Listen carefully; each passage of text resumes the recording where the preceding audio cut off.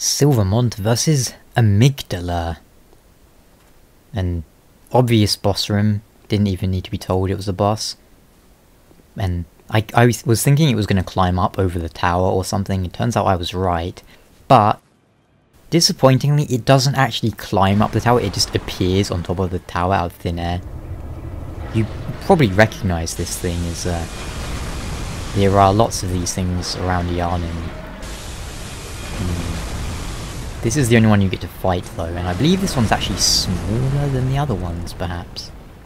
Very intimidating on your first encounter, but with a little bit of practice, you can, well, you can completely demolish it, her. Just say her, because it's kind of called Amy, even though it's Amygdala. Amygdala is actually something in the brain, if I remember correctly. Her weak points are her head, and her kind of glowing arms. If you hit her... Did I say her legs? Her legs aren't her weak points. Her head.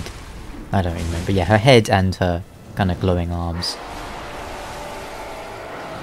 There's a good safe spot actually that Diamond X kind of found, which is like kind of... Well, you'll see him going there.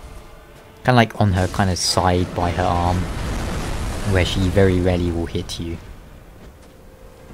And you can kind of stun lock her.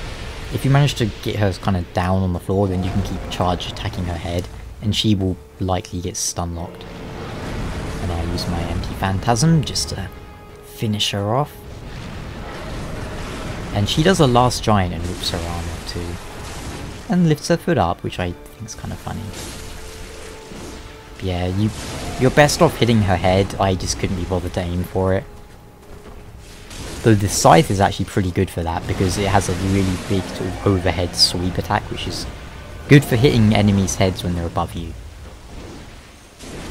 Camera goes a bit demented, but she's dead. Nice. Another optional boss. I think you get Chalice. Yeah, there you go. Ailing Grand Chalice. Nice. Yes, and thanks for that, Diamond X.